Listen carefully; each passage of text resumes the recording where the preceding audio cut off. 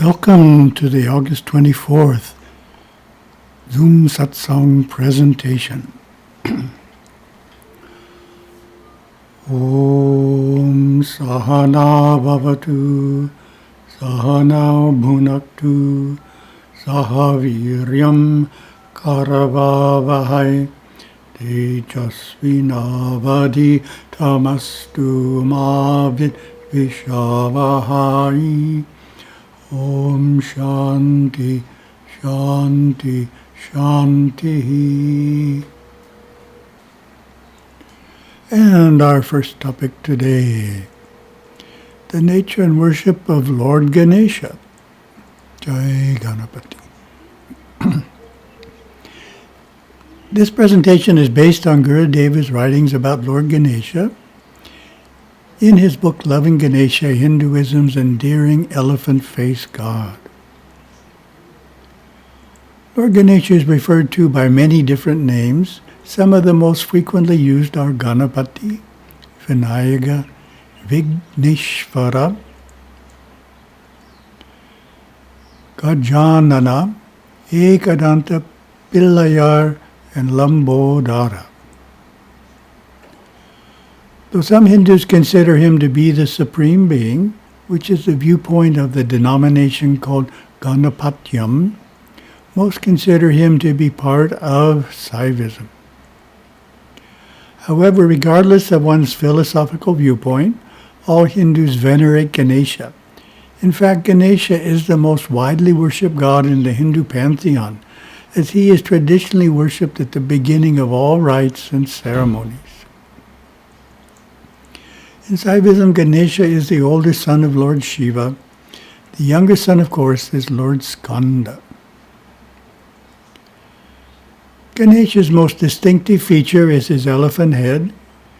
Ganesha's Vahana, vehicle, is a mouse called Mushika and attests to his all-pervasiveness. Mushika carries him into the mind's every nook and cranny.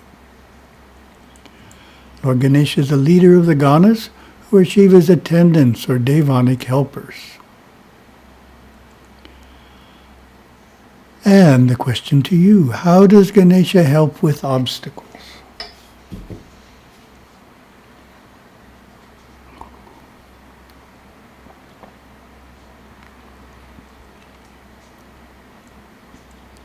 As Lord of Obstacles, Vigneshvara, Ganesha wields the noose and the goad, icons of his benevolent power of preventing or permitting events to happen in our life. Often this function of Lord Ganesha is misunderstood, and the devotees focus on Ganesha's ability to remove obstacles. However, a useful insight into this function of Ganesha is to think of a mother caring for a young child. The mother is the child's lord of obstacles. Her major focus is to prevent the child from hurting himself or herself by placing obstacles in the child's way. She places barriers to prevent falling down the stairs, covers over electrical outlets, sharp objects in drawers that are too high to reach, and much, much more. The idea is that Ganesha acts the same way with devotees, blocking their efforts to pursue an activity that will ultimately not be beneficial. Thus, in working with Lord Ganesha as the Lord of Obstacles, be prepared for him to block those endeavors that are ill-conceived, as well as remove obstacles for endeavors that will be beneficial.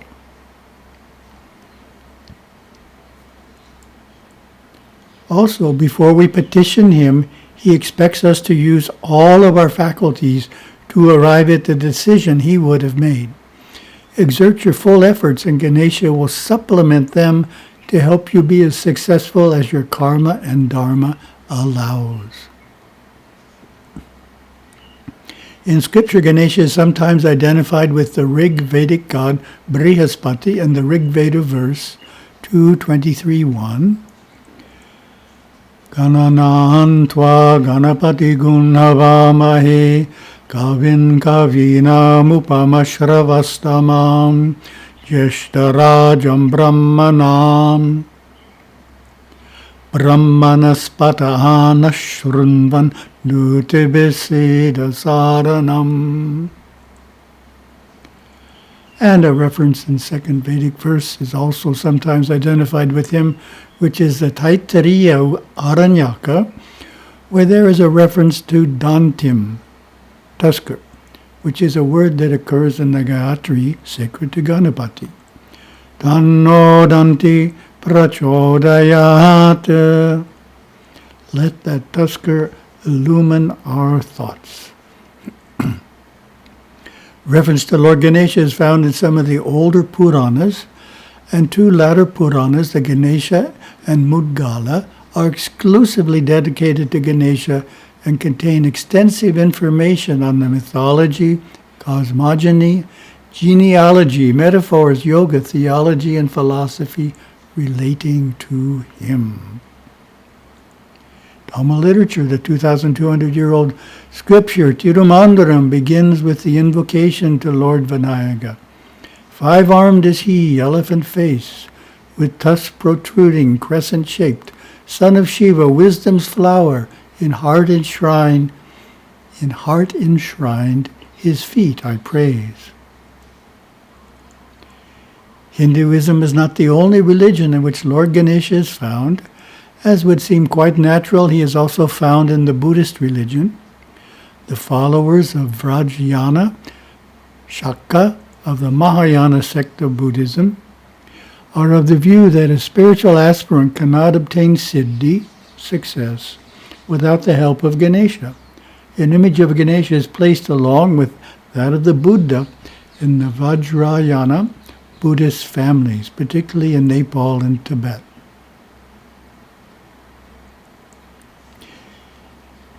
In the Shingon and Tendai schools of Japanese Buddhism, Ganesha is called Kangitan and is considered the patron deity of bliss and remover of obstacles. Some of his other names, such as Vinayaka and Ganapatya, are similar to his Hindu names. Turning to another aspect of Lord Ganesha, Hindu icons in our temples all have mystical symbolism. Common symbolism is to depict the god as male and the god's energy or Shakti as his spouse. God is everywhere seen as the beloved divine couple. Philosophically, however, the caution is always made that God and God's energy are one, and the metaphor of the inseparable divine couple serves only to illustrate this oneness. An analogy that focuses on the energy aspect of Shakti is to think the deity, in this case Lord Ganesha, is the fire. Shakti is the heat of that fire. In the case of Lord Ganesha, his consorts are Buddhi and Siddhi. The former refers to wisdom or sagacity, the intelligent and discriminating use of knowledge. The latter symbolizes success and fulfillment. The depiction of Ganesha with two consorts is common in North India. In the South, he is regarded as a celibate. And let's see who remembers this one. How does Gurudeva suggest we contact Lord Ganesha? Gives a very specific practice.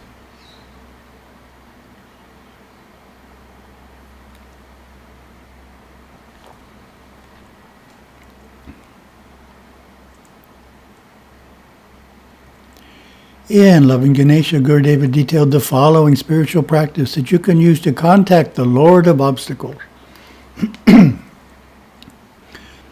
Wherever his devotees are, in the home, the factories, the offices, the hospitals, the marketplace, orbiting in space, or tilling the soil on the farm, Lord Ganesha is ever there. Intimate access is acquired by simply loving Ganesha and holding his robust image in your mind. Carefully visualize the large head and ears, his long trunk, massive body, big belly, and the objects he holds in his many hands. Look into Ganesha's eyes. Train yourself to see him within your own mind with your eyes closed. This is the key. Hold his form steady in your mind through the power of visualization. Now you can talk to him. Pronounce the words mentally into his ear. He is listening, though he will never speak back, but take into his vast mind your prayer and slowly work it out. You must simply speak all of your questions and your problems into his right ear. When you are finished, open your eyes, go on with your day, and go on with your life. Wherever you are, remember this simple way of making contact with Lord Ganesha, and as a good seeker, exercise this psychic power, this siddhi. Starting today and in the days to come, you will notice how he answers questions and solves problems for you through the course of your daily life. You will notice how he influences events and decisions slowly and subtly in unseen ways. Situations will change for you. Unexpected doors will open, and accustomed ones will close as you are propelled through his grace towards your inevitable glorious future. Read and reread the above formula for immediate access to Lord Ganesha until it is firmly implanted in your subconscious memory patterns, and then begin to make contact with him through each day wherever you are and whatever you are doing. An important function of Lord Ganesha relates to the chakras within man. Metaphysically, chakras are any of the nerve plexus, or centers of force and consciousness located within the inner bodies of man. In the physical body, there are corresponding nerve plexus, ganglia, and glands. The 7 principal chakras can be seen psychically as colorful multi-petaled wheels or lotuses. They are situated along the spinal cord from the base to the cranial chamber. Additionally, 7 chakras, barely visible, exist below the spine. They are seats of instinctive consciousness. They constitute the lower or hellish world called Naraka or Patala. Thus, there are 14 major chakras in all. Our great god Ganesha sits contentedly upon the Muladhara chakra, which is the first of the principal chakras and is located at the base of the spine. This chakra controls the forces of memory within every creature. Worship of him strengthens your memory, builds character, and brings knowledge from the within. It also protects you from the lower forces, which reside in the chakras below the Muladhara. These darker chakras govern fear, anger, jealousy, and the confused thinking centered around self-preservation. Men and women of wisdom will work diligently to close off these lower chakras and the negative karmas they can unleash. By worship of Lord Ganesha seated upon the Muladhara chakra, you can slowly seal off these lower states of mind and keep awareness lifted above the animal instincts. As Gurudeva stated, it is none other than Lord Ganesha and his mighty band of ganas who gently help souls out of the Naraka abyss and adjust them into higher consciousness after due penance has been paid, guiding them on the right path toward dharmic destiny. In our next section, we present the major festivals that honor Lord Ganesha. Some are celebrated in the temple and others primarily in the home and village. Ganesha Chaturthi, also known as Vinayaka Chaturthi, is a joyous celebration of Ganesha's birthday. One of the great national festivals of India and the foremost annual festival to Ganesha, it is celebrated on the Chaturthi, or 4th day, after the new moon in August-September. We decorate the temple and home shrine with banana leaves, sugar cane, and strings of mango leaves, making it look like a small forest. We bring baskets of fruits and sweets, especially modaka balls, and place them before the sanctum of Lord Ganesha. He receives special pujas throughout the day and often a festival parade. This is a day for rejoicing and for seeking the blessings of the Lord of Obstacles to bring wealth and success into our life. Special Ganesha pujas of a much smaller scale are done in temples on the other 11 months of the year on Ganesha's monthly holy day of Chaturthi. Ganesha Visarjana, a Sanskrit word meaning departure, names the Ganesha Chaturthi immersion ceremony, especially in Maharashtra state, takes place 10 days after Ganesha Chaturthi, though in some areas Visarjana is done on the Chaturthi day itself, and in others it is done the day after Chaturthi. It is a ceremony of fond farewell to a beloved god. On Chaturthi day we celebrate Ganesha's birthday and then honor him as our beloved guest for 10 days. Then on the 10th day, called Chaturdashi, we bid him fond farewell at the ocean shore or banks of a river or babbling brook of love, and watch him float off on the conveyance we have prepared for him until he finally disappears from sight into the waters. We honor his departure with a grand parade as we carry him on a palanquin, bedecked with flowers and accompanied by puja, music, dancing, and celebration. Clay images of Ganesha, specifically prepared for the event and ceremoniously dissolved in the ocean or other body of water at this time by devotees all over the world, signifying Ganesha's withdrawal into all-pervasive consciousness. Vinayaka Vratam is a 21-day festival honoring Lord Ganesha, beginning on the full moon day in the month of November-December. During these days, Vinayaka Puranam, or stories, are recited in the temples, and special pujas are conducted. Many devotees observe the vrata of attending daily puja at a Ganesha temple, taking only one meal a day in the evening. This multi-day vrata can generate an intensity of worship that brings us much closer to Lord Ganesha than does a one-day observance. Markali Piliyar is a month-long home religious festival held in honor of Lord Ganesha. For untold thousands of years, winter festivities and ceremonies have been held in his honor. During the Tamil month of Markali, from mid-December to mid-January, we worship Lord Piliyar, the noble child, with special devotion, prayers, and japa of his names. This month is the most spiritual time of the year, and we meditate diligently, especially between 4 and 6 in the morning. Traditionally, all worship, prayer, and spiritual disciplines or sadhanas are commenced during the month of Markali, and the home is cleared each day. The home is cleaned each day. The last festival, which is Panchaganapati, requires some explanation to introduce it. Gurudeva offers a profound insight into Lord Ganesha that describes him as having 5 powers.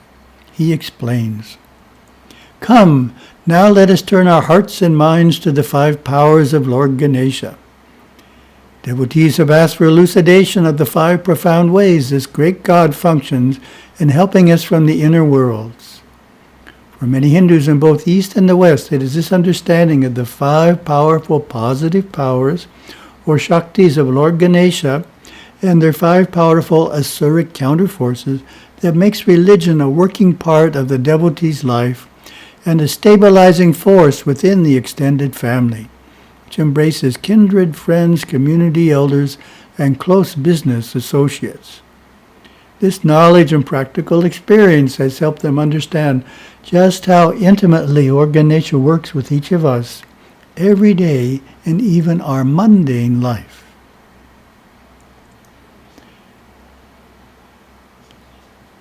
There were 5 great Shaktis of Lord Ganesha, as he himself explained. Their positive vibratory rays can be felt through your astral and physical body and should always be with you. What is this Shakti, you may be wondering? It is being in the presence of divinity. All holy men and women emanate all of these Shaktis, and you can too, some stronger than others.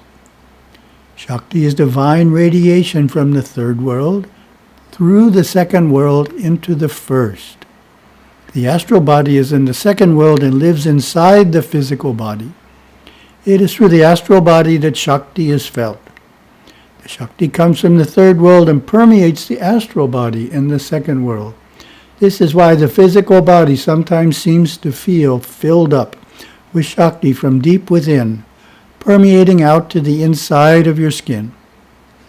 Deeply awakened souls become so filled with the Shakti of the divine that it permeates its cosmic rays out through the skin to the perimeter of the aura, the colorful film of light that surrounds the body.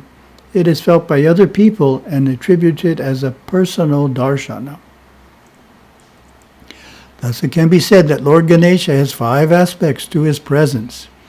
Feeling the presence of the benevolent and beneficent deity Ganesha everywhere is the exemplary example of what each soul wishes to attain. His 5 powers could well be called the feet of the Lord, for it is at these feet that we sit and worship, bringing harmony to our home, among our relatives and friends and business associates, bringing culture, creativity, and religion into our life. Crowned by a heartfelt love of God that we then give forth, we are then allowed to perform charities and, in overflowing abundance, prepare the religious edifices for the next generation. Experiencing this personally will take daily meditation. Panchaganapati is a modern festival of the 5 feasts. Pancha means 5. Ganesha held in Hindu homes from December 21st through the 25th. Panchaganapati is a Hindu expression of this natural season of worship, gift-giving, and celebration. A festive shrine is created especially for the 5-day event in the main living room of the home. Each day, sweets, fruits, and incense are offered to Panchaganapati, ideally prepared and presented by the children. Puja is performed and hymns and bhajanas are sung in his praise. On each day, the family focuses on one of Ganesha's 5 Shaktis through discussion, gift-giving, apology, and appreciation. On day 1, we draw forth Ganesha's first Shakti, yellow in color, to create a vibration of love and harmony among immediate family members. On day 2, we draw forth Ganesha's second Shakti, sapphire blue in color, to establish a vibration of love and harmony among neighbors, relatives, and close friends. On day 3, we strive to create love and harmony among business associates, the casual merchant, and the public at large, which is the third Shakti, ruby red in color. On day 4, we draw forth the fourth Shakti, emerald green in color, which is the vibration of joy and harmony that comes from music, art, drama, and the dance. On day 5, we focus on the fifth Shakti, orange in color, strive to bring forth the special rewards and fulfillments that only religion brings into our life. We focus this day on our connection with Ganesha, the Lord of Dharma, by holding 5 special pujas for him through the day. Last topic about the personal experience of Lord Ganesha begins with the concept of faith.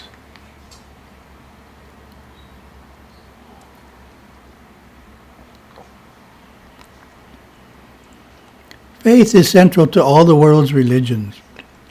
Webster's dictionary defines religious faith as unquestioning belief in God and religious tenets that does not require proof or evidence.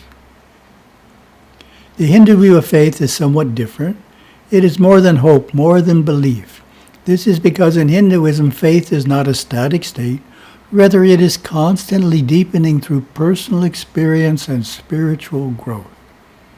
The spiritual truths of Sanatana Dharma, initially accepted without proof, are ultimately proved through personal experience. In this regard, many of the great saints and sages of Hinduism have had visions of Lord Ganesha, shared them with their devotees, thus strengthening the devotees' faith and understanding of these divine beings. In ancient times, Avayar, a Tamil mystic who had visions of Ganesha, shared her experiences in devotional poetry. In Vinayaga Ahaval, she wrote, "Desiring to make me yours this instant, you, like a mother, have appeared before me and cut the delusion of unending birth." In modern times, Gurudeva shared his mystical experiences and perspectives of Ganesha in Loving Ganesha. There are a great many liberal Hindus and or Western-influenced Hindus who don't think of Ganesha as a real being. To him, he is a symbol, a superstition, a way of explaining philosophy to children and the uneducated. But this has not been my experience of our loving Lord. I have seen him with my own eye. He has come to me in visions several times and convinced my lower mind of his reality. Though few have had such visions, in the year 1995, hundreds of thousands of Hindus experienced firsthand the widely publicized milk miracle in temples around the world, watching as devotees offered milk to murtis of Lord Ganapati, who actually drank the milk as world media and cameras recorded the remarkable happening. This surely increased many people's faith in the reality of Lord Ganesha and the other gods as well. In conclusion, there is a Tamil saying, Ganapati Tunai, Ganesha is my support, which conveys the idea that Lord Ganesha looks after us and influences everything in our life for the better. You can develop a close relationship with Lord Ganesha in which he feels like a good friend if you take the time to get to know him through Bhakti Yoga. The practice of devotional disciplines, worship, prayer, chanting, and singing with the aim of awakening love in the heart and opening yourself to the deity's grace. And our second topic, 64 character qualities. From our character building workbook. Thriftiness is the 61st character quality. We're almost done. Up to 61 of 64. How would you define thriftiness?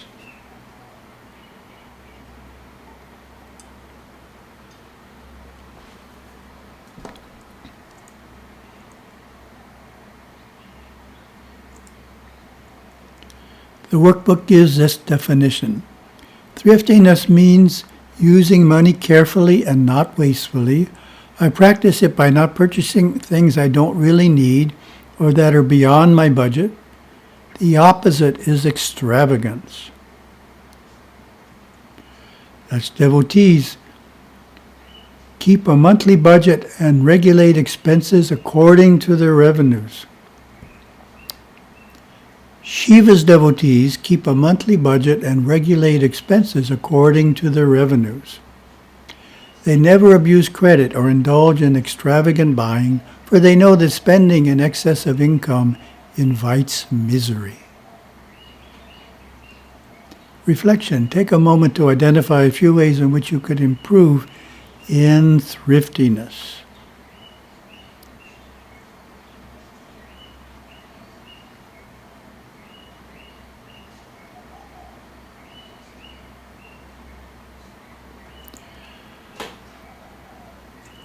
And that concludes today's presentation.